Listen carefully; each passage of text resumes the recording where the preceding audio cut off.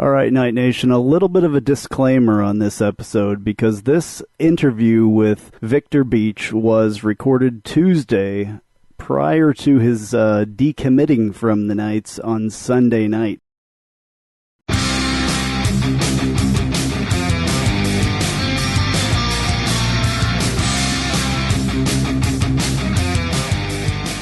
Welcome to UCF Knightline, your source for UCF sports and former player information.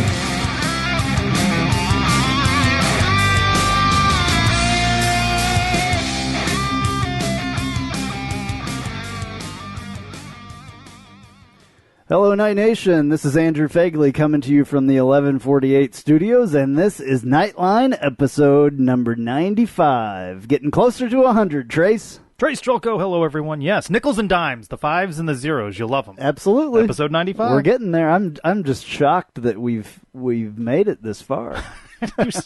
You say that every week. I know. On mic or off. I know. But anyway, people seem to enjoy the interview with AJ Ramsa last week. We enjoyed the interview with AJ Ramsa. That was a blast. I released that midweek as kind of a little pick-me-up. And I think I might decide to start doing some more stuff midweek. And more see what Knightline happens. nows? Yeah. Yeah, well, we got countdown that was extra. Yeah, see, Knightline extra, now. What's now? Now is like now. Extra is when there's something extra. There's even more. More now. Yeah. It's extra. It's all good. It's extra now. Yeah. Well, we're doing Countdown to Signing Day coverage. We've got an interview coming up with Viktor Beach. We've got that. We've got our Hoops Insider. Going to be talking about men's basketball. As we record, we're coming fresh out of UCF losing at Memphis 70-65. UCF falls to 5-2 in the American, 14-5 overall. Bummer on the road at Memphis. Yeah, but, look, it's Memphis, and Memphis has had a very good basketball team for a very long time there. Yeah, good point. Good point. So I think being 5 points on the losing end of that isn't that bad.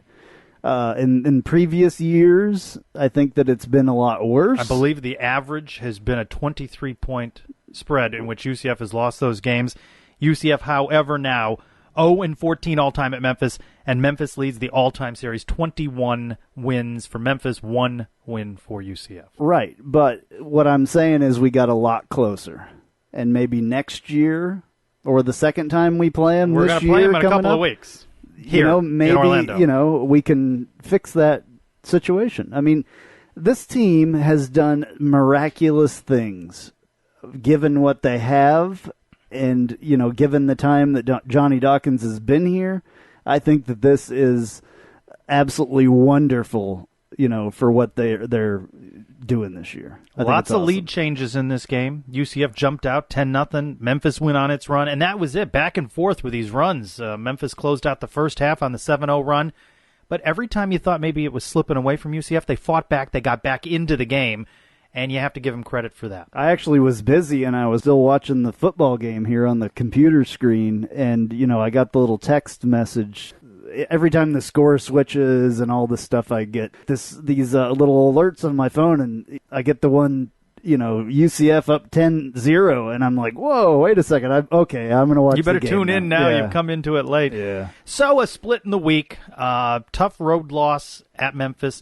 But I think, to your point, it goes to show how the expectations game has changed, and Absolutely. We really feel like that's a game we might be able to steal on the road. Though, in fairness, UCF was a 5.5-point underdog on the road in that game.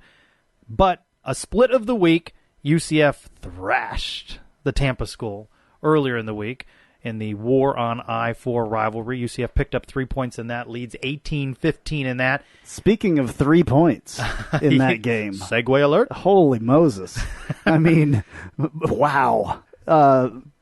Matt Williams. I mean, what a performance. 11 threes. 38 points and 11 threes. New UCF record, by the way. New American Athletic Conference record. What a game by Matt Williams. He shoots them from anywhere. Yeah. It's ridiculous. You go, he's what? And then he sinks it. Okay. When he's on, though. When he's on with that. Right. And then, of course, the Sunday game against Memphis, he fouls out.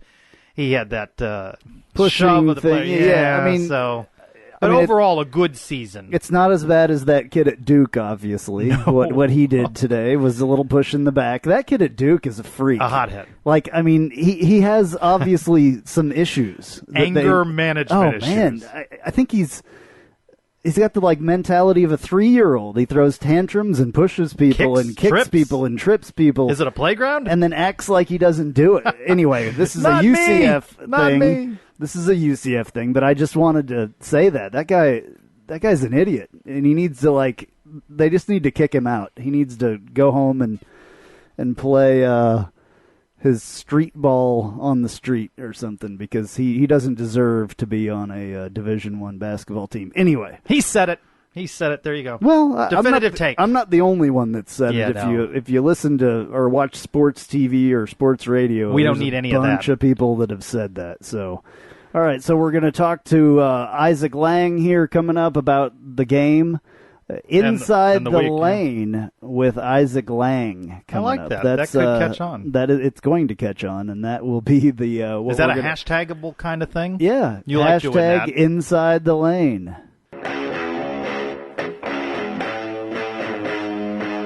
Time to dig deeper into UCF men's basketball. Let's go inside the lane with Isaac Lang.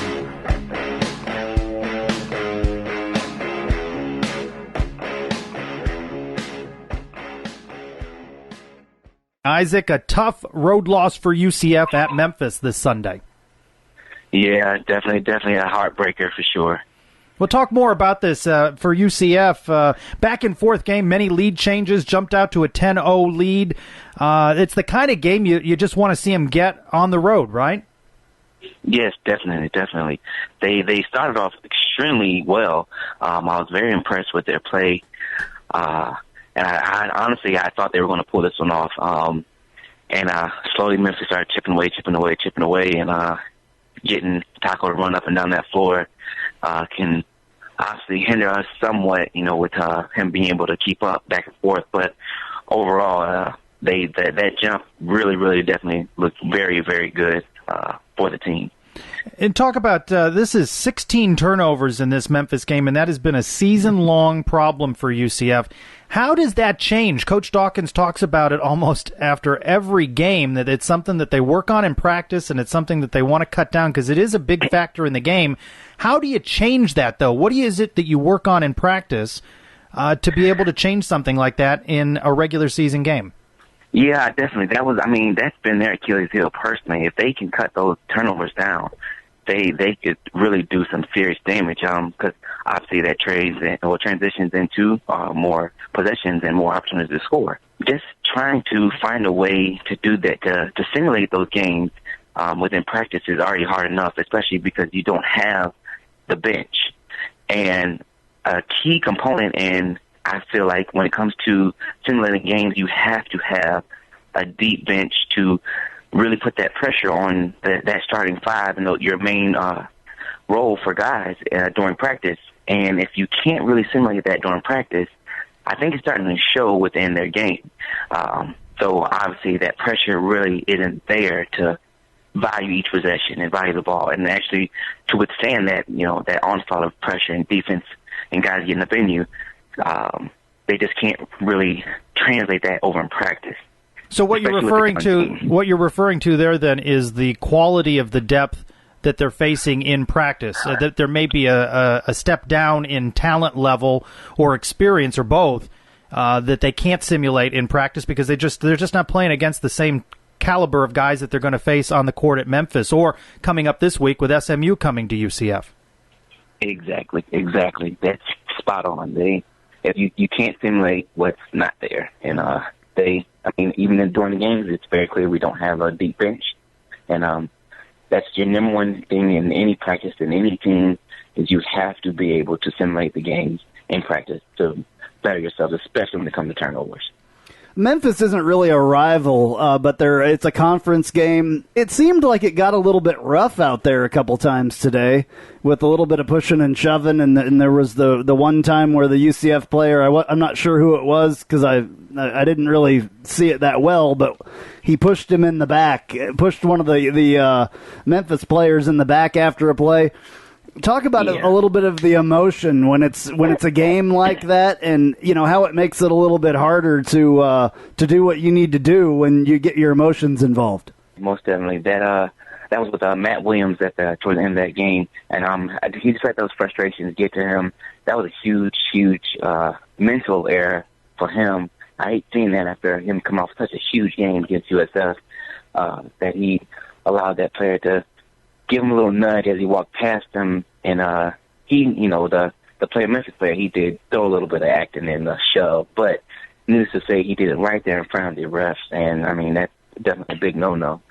But due to his emotions during the game and the team's emotions, I just feel like, especially with Memphis, that's not our rivals, but even when I played against them, it just seemed like guys were geared up and ready to go after them, and those games were definitely very, very physical games, and playing inside the arena. I think that also kind of gets guys' juices going a little bit, and to really try to step it up and perform. You mentioned, and did Andrew, the word rival. UCF earlier in the week just took out the Tampa school 86-64, and referenced Matt Williams. I mean, he had 11 threes on that game. So a tale of two games for him. He was on fire in his performance at home a few days earlier. A challenge to have a similar performance just a couple of days later on the road. The biggest thing is, especially having such an amazing shooting spree he did against USF. I set his school record, I believe, as well, with those 11 threes. It's definitely a conference record right now. Come off a game just like that, he has to understand that everyone's going to be keyed in on you now. Now it's going to be 100 times harder to get those same shots off. So he's going to have to do more. All the little things are going to count. Something I watched throughout the game was I noticed they weren't setting enough screens for him to get him off the ball, but as well as he wasn't setting enough screens where he was actually giving his body up into the play, so it's kind of give and take. So if he's setting an off-ball screen hard, it's going to make the other defenders make a decision, and then most likely he'll be open. And that's how you kind of work your way back into that rhythm to get those shots up. Does it surprise you where he's willing to take a three-point shot from? No, not at all. Oh, gosh, no.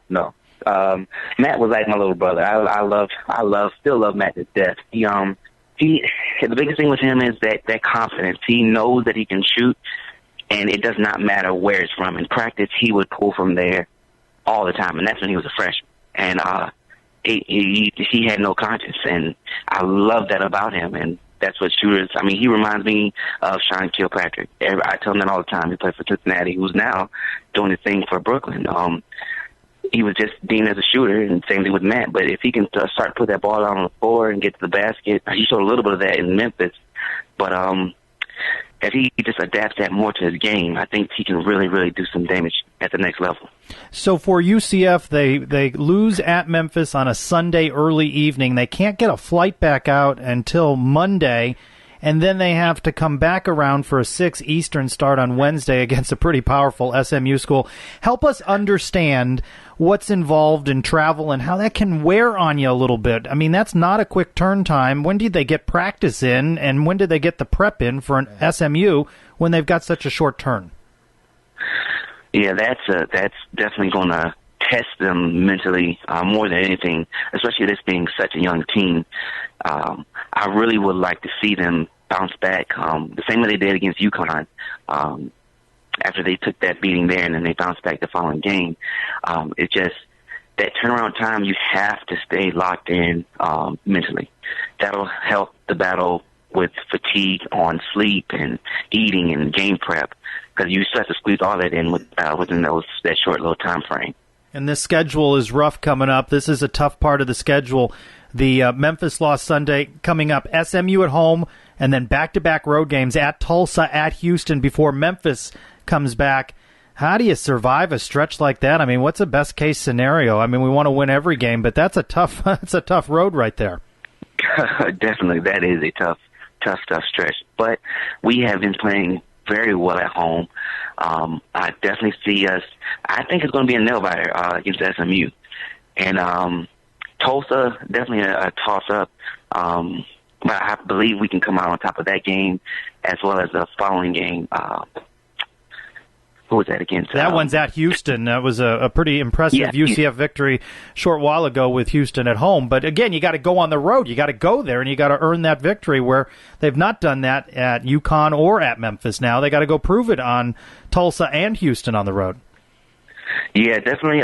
Houston's definitely going to be geared up and ready for us, especially after taking that the beating we gave them here. So they're definitely going to be keyed in and have their game plan ready. But again, like I said, if we stay mentally prepared, mentally focused, that will help the battle when you take on teams, especially these tough teams on the road. It's just another. At the same time, yes, it's you travel and you're on the way and sleeping in the hotel and everything like that. But at the end of the day, each court is the same. Each rim is 10 feet, and we all play the same basketball. So I mean, mentally, if they just stay locked in, I think they can really shock a lot of these games, these next couple of games, and come out big. You talk about staying locked in mentally. What do the players need to do with the travel schedule and everything else? Like, what do you have to think about? What do you have to not think about? And, how do you stay prepared? Well, that's when the maturity comes in. And if you really want to take it to that next level, you have to start now. And a lot of guys, especially on they take advantage of that flight, those long flights. The first thing you do is you get with that coordinator or the videographer, and you go through cuts. And they've already started slicing the game up prior, so we can have film sessions within the hotel. But you want to get in there and you want to see those errors that you might have made, those things you could have done better. Stats, you want to make sure you're getting on top of those. Seeing where you shot the ball from, how well you shot the ball.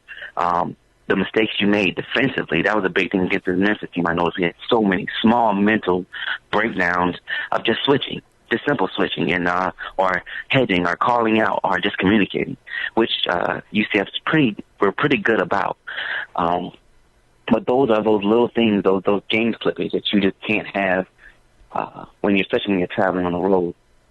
But if they say, like I said, follow those little things, stay locked in, thinking about the game, thinking about what you're going to do, your next move, and your scouting report. Pay close attention to that. It's provided for every team, every game, and so you know who you're going against for that next game. This may be a different answer, perhaps, if it's a player or a coach, but what's more important now, UCF watching its film or UCF watching SMU game tape? Which is more important with a short turnaround, or equal, or tell us. You played there, and you have a sense of what it's like to break down a team before a game. Well, definitely, you don't want, because it was a tough loss, you don't want to harp on those. And Coach Dawkins seems to be a very positive guy. Even though I saw him with him coaching tonight, he stayed positive without the guys throughout the game. So you don't really want to harp on the loss. I see a little bit of film from tonight, but majority of that film needs to be on SMU. To know their tendencies, what they can and can't do, where they're going to shoot the ball from, where they're trying to get the ball to, the defensive sets they're going to have. You want to gear all of that attention. I would say 80% of your film session now needs to be directly towards them, because yes, you can learn from your mistakes, but at the same time, you can definitely prepare for them if you have multiple film sessions of them playing against other teams. All righty. Well, Isaac, thank you very much for joining us again. Your expertise on this stuff is invaluable for sure. We appreciate your analysis and your knowledge in general. Thank you. We will talk to you very, very soon. Thank you very much. All right, no problem. There are so many ways to connect with Knightline. You can like us on Facebook at Knightline Podcast, or follow us on Twitter at UCF_Knightline. Check out our website at www.ucfnightlinepodcast.com for recruit spotlights, archived episodes, and more. Or, of course, you can always call us at 407-401-9184. That's 407-401-9184. Listen whenever and wherever you are on YouTube, SoundCloud, Stitcher, iTunes, or tune in. Go Knights and charge on!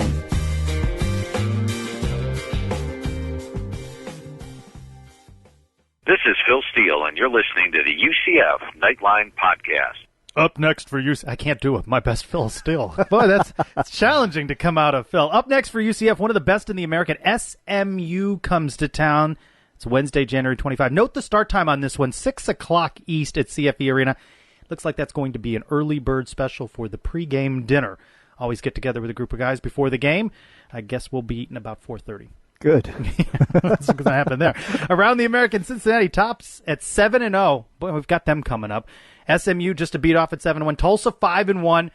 Memphis is now 5-2 in league. UCF 5-2, and Houston's been on the slide since they lost to UCF. They're 4-4. And as we mentioned earlier, you got to listen to that AJ Ramsa interview if you haven't. We really got a lot of good feedback and a lot of traction with that interview. Yeah, a lot of people listen to that. But that was a Knightline Extra, not Knightline Now. But if you subscribe to those things on our YouTube channel, that would be a great thing. Absolutely. We got something coming up. Don't know if we were going to talk about this later. National Signing Day. It's coming up quick. Speaking of Viktor Beach, who we talked to, and we talked to Daryl Mack last week. Coming up on the 1st at 7 p.m. On YouTube, we are going to do a live show. Now, is that going to be visual? They see us, or they're just going to hear us just on hear YouTube? us, and it's going to be call-in. So you all listeners can call in to the 407-401-9184 number at that time, and we can talk. And we will hopefully have a special guest in the studio with us as well. And, but we'll answer your questions. We can talk about whatever you want to talk about. And we'll go through all of the, signees and talk say a little bit about them. All those offensive linemen that we inked. And we'll see. I mean, there probably will be a couple surprises, so that will be interesting to talk about. So anyway, 7 o'clock, February 1st. Is this our second annual signing day show or third? I'm not sure. What did we do one last year? When I saw your plug there, I was wondering about that. I wasn't sure if it was second annual or did we do one last year? I can't remember what we did. Maybe we should just call it the Signing Day Spectacular, or do we already use that No, for football? Spectacular is you gotta save only that? for the spectacular at the end of the football season. That's a very... You can only use that once. It's a sacred thing, yes. It can only be used once. Thing.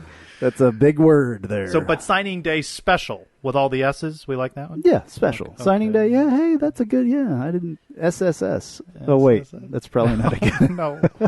Well, just ahead, he's the highly touted offensive line prospect out of Fort Myers. He's fun to follow on Twitter, too.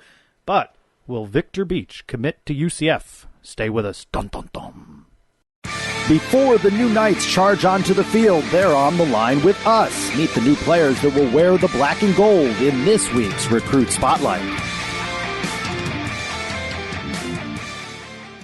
Night Nation, please welcome Viktor Beach from Bishopboro in Fort Myers. He is a offensive lineman, 6'5", 295, and he is committed to the UCF Knights. Viktor, how you doing?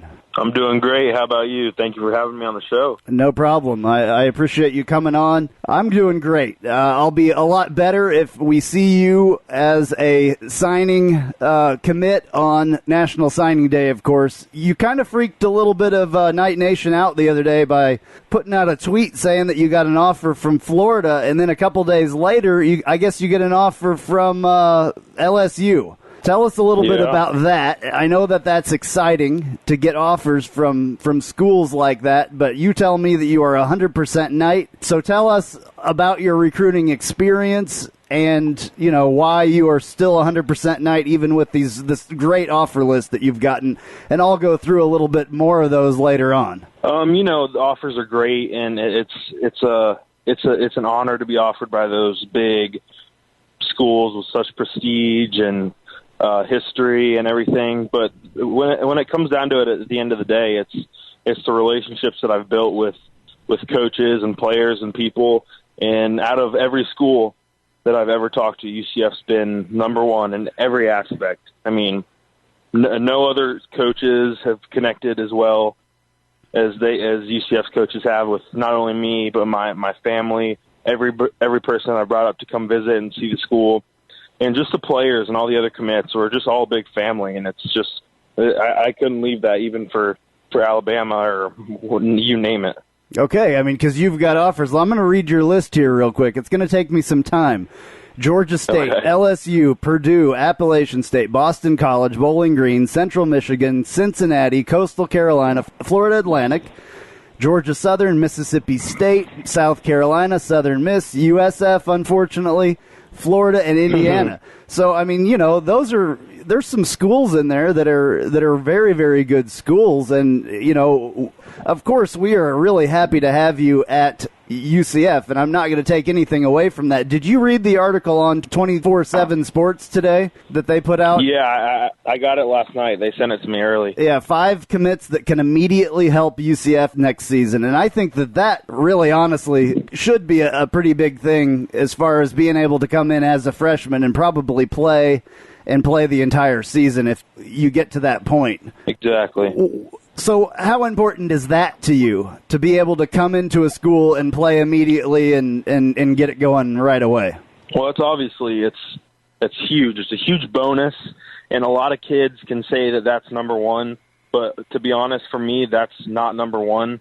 Number one is where I'm going to be at a school. Obviously, it's not too close to home, but it's pretty close compared to some other schools, and just the relationships that I've built with the coaches, how they're going to develop out over the next 4 or 5 years, how I'm going to grow as a person, and the things that I'm going to learn, not only academically in school, but also relationally and just things that you can't be taught in school, things that you learn on your own, that people teach you in a one-on-one conversation, like with my position coach, Coach Austin, Coach Frost, et cetera, all the people that I'll be dealing with. And, I mean, playing early is obviously a very great bonus and something that UCF does have for me, and that's great. And it's not something that I would do at a bigger Florida or LSU or something like that, where I'd probably be sitting on the bench 3 years and then maybe getting some playing time my 4th or 5th year. But being able to play and to mature that much quicker by playing not only as a football player but as a person, meeting new people on and off the field, building relationships with other teams, and seeing them, like in our conference, seeing them year after year, getting to know some of the other players. So that way when you play each other, it's fun. And you look forward to playing a certain team where you got a buddy on the other team. And it's just UCF offers the best of everything for me, and that's what I like the most about it. So what was it on your visit when you came that kind of sold you? Was it like the way that the campus looked, besides the relationships and all that you've already talked about? Like the stadium, the indoor practice facility, the locker room, the coaches? What was it that really sold you?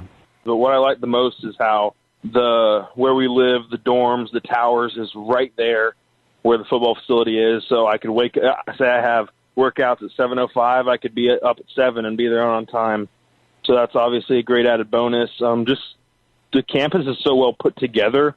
It's not like you're confused looking for something. There's a map. You can go look at the map. Boom, there it is. I got to go there. And just like how it's its own little town. I like that. But the number one thing that I was like, wow, UCF, this is the place for me, is the first time I went on my visit, it was just my mom, my youngest sister, and I. And we had toured everything and whatnot. And we sat down for lunch in the recruiting room, and then like 4 or 5 coaches came. I think it was Coach Austin and a couple other coaches. And just like it felt like it was like the 50th time I've been meeting them, like even though it was the first. They just connected well. We didn't have to think of things to talk about. We didn't have to like have those awkward silent moments. The conversation just carried on and just time carried away. And that's when I knew that this was the place for me. There was a picture that you tweeted as well with Coach Verduzco and Coach Frost and I think Coach Austin that all came down and saw you in Fort Myers last week. How was that visit? What'd you guys do? All that. That was fun. Well, they were supposed to come to my school that day, but they announced to us like that day that I was at school that the next day we weren't going to be having school because we like got some day off or something. And so I called them up, and then they were like, yeah, we can just go do lunch or something.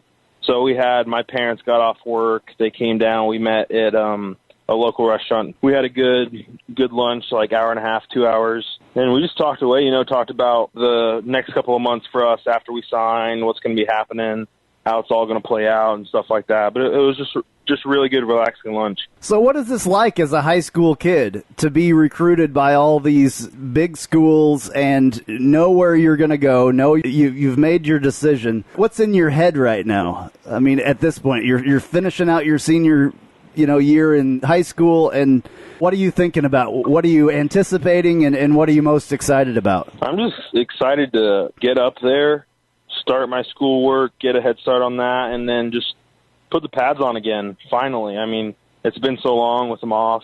I just want to get back into it as soon as possible.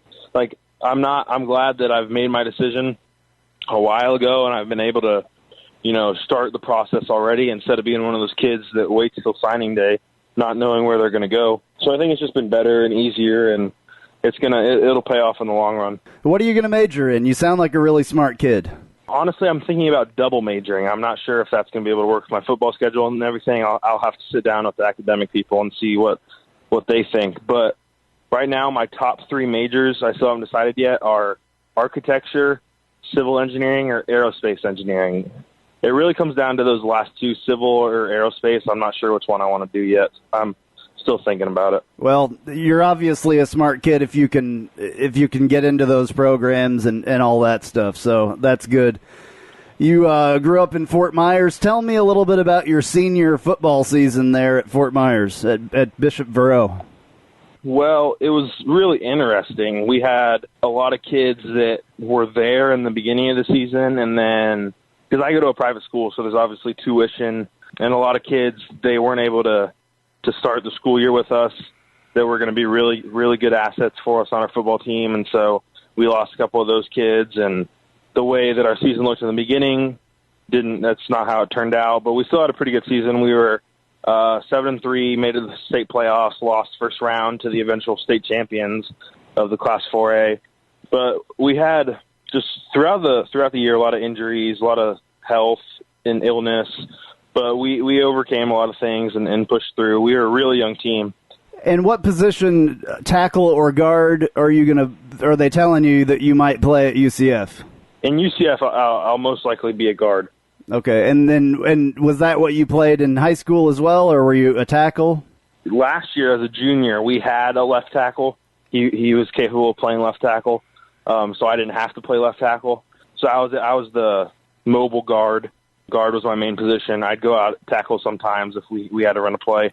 But basically, they just threw me wherever the play was. But this year, our left tackle from last year graduated, and we didn't have anyone to play that position, and I was obviously the biggest kid.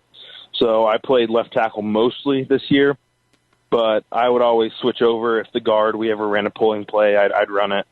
Right on. So I played everywhere, basically. Right on. Well, when I was watching your film, and this is when I contacted you, it was kind of late at night, and I contacted you on Twitter, and I was watching tape from, I'm not sure if it was your junior or senior season, but you basically lined up in the backfield and scored a touchdown. It was a running play. Yeah, so tell us a little bit about that play and what that was like. Our offensive coordinator from my high school, he went to high school here. He played quarterback at ECU, and then he was going to go to the draft, but he threw out a shoulder on pro day or training for the draft or something like that. So he came back. He's been our OC for the past 3 years. He's real young. He's like, I don't know, late 20s. But we're real close with him, and ever since I came here, my sophomore year, since I was a young kid, he's always joked with me because I'm more on the athletic side of the lineman. I like to throw the football. I pretend I'm a receiver or a quarterback. And so he always saw that and would joke with me about me scoring touchdowns and blah, blah, blah. And the entire season, he'd look at me and say, Victor, I know you think you're going to score on senior night, but it's not going to happen. And so then senior night came, and then before the game, we drew up the play, and he's like, I promise you we're running this. And so we got down the goal line, and we both looked at each other and nodded, and then he called the play and just punched it in. Awesome. Yeah, that was cool for sure. That had to feel good, finishing it was so much fun. Your high school career like that, definitely. Maybe UCF will draw something up like that. That would be fun. I wouldn't put it. Hopefully, I wouldn't put it past Coach Frost at all, because he is. We saw last year of him being, his first year as a head coach in college, that he'll do some crazy things every once in a while. He'll go for it a lot on fourth down, and he'll run 2-point conversions, and we weren't really used to that around here. We were used to more of the hard-nosed, safe football with George O'Leary that was here for a long time. So it's a breath of fresh air for a lot of people what Coach Frost does. Exactly. Describe, for people that haven't seen your film, and I know a lot of people are going to watch it after this interview, describe your style of play for us. Fast, physical. It's not like a traditional offensive lineman that you think that just sits there in their little anchored spot and throws their arms out there and block. I like to get out and move and create plays and create big blocks that spark big plays. That's what I like to do the most. Well, it seems like the offensive lineman that Scott Frost is recruiting, that's what he's looking for. He's looking for the guy that gets downfield, sticks with the play, not just makes his block and just stands there like you were saying.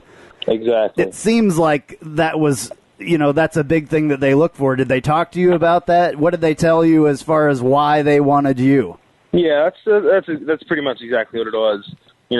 Getting downfield, staying on blocks, being fast, etc. If you had anything to say to Night Nation, I know that you're active on Twitter, but Night Nation listens to this, so what do you want to say to Night Nation? Just be ready. We're coming out firing next year. All right. Well, the offensive line definitely needs help. It's one thing that definitely can get a lot better, and it's the key to this team, and the key to what Scott Frost wants to do is the offensive line. I really, really hope that you're going to be here to do that for UCF and Scott Frost's team for sure. We're very happy to talk to you finally, and we're really looking forward to you being here. Thank you very much. Thank you. I appreciate it. Now, back to Knightline with Andrew and Trace. That's one of my favorite sounders right there. Will Viktor sign? We'll be talking about it on February 1st. We for absolutely our will. Signing day special. By the way, that's SDS, not SSS. That's kind of funny. That's SDS. That's good. On YouTube, and call in. Some football notes. Big one this week I liked. How about that? The home and home signed with the University of Pittsburgh. I sent a message to my uncle who lives in Pittsburgh. I said, save a spot for me in your home. Good. Coming up. I'm happy with that. I mean, we've played them before, and that didn't go well. No, I mean, but that was back a little ways ago. So I think that our program is in a different spot than it was then, and it's a Power 5 team, ACC team, and that's good to get those home and home with them. Earl Clark also named MVP of the 2017 FBS All-American Tropical Bowl, a game that also featured DJ Killings, Jeremy Boykins, and Gage Marcel.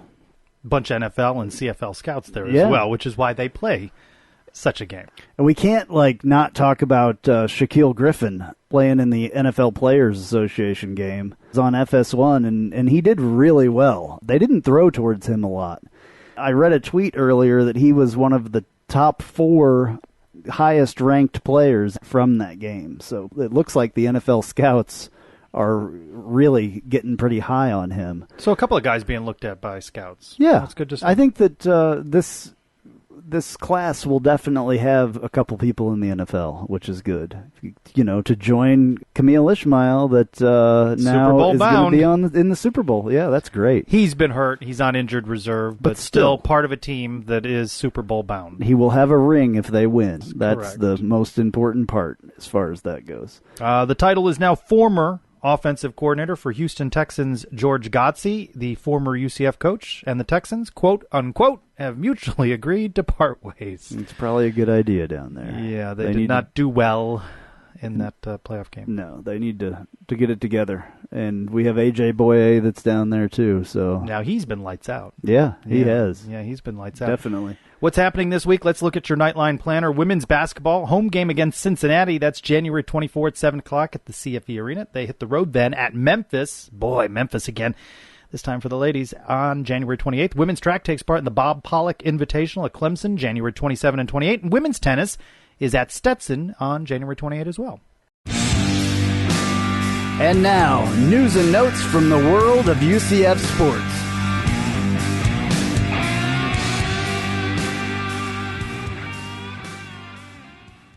Women's basketball splits a pair of games this week. They beat East Carolina on the road, but they lost to Tulsa at home. The Knights are 2-4 in the American, 12-7 overall. The threat of severe weather forced postponement Sunday of women's tennis against Bethune-Cookman. The women are off to a 2-1 start. That same severe weather forced the men to postpone their match with Bethune-Cookman as well. They, however, fell to Auburn for their first loss of the season earlier. The men are off to a 3-1 start. Meantime, the men add Renee Vidal as a volunteer assistant coach.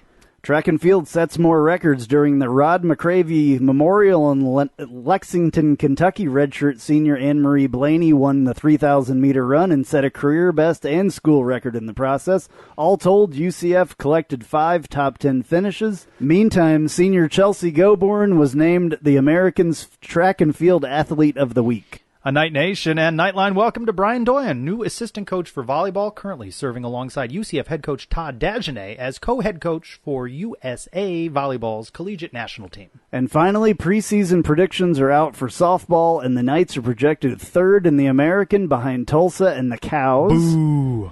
UCF is coming off of a 38-22 season. Well, hopefully they do a little bit better than 3rd. I want to see them win the American, and then we'll be happy. Okay, there we go. We've thrown down the marker. Win the American. Win the American, and we will be happy. So more countdown to signing day coverage coming up in the next edition of Knightline. Plus, may have some extras or nows or other things that'll fill our week. Yeah. It's going to be good. I'm looking forward to all of it. I'm Andrew Phegley, and this has been episode number 95 of Knightline. I'm Trace Trylko. Go Knights! Charge on.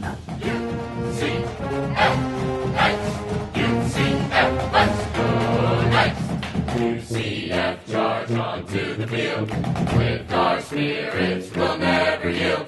Black and gold, charge right through the line. Victory is our cry, B-S-E-T-O-R-Y. Tonight our Knights will shine.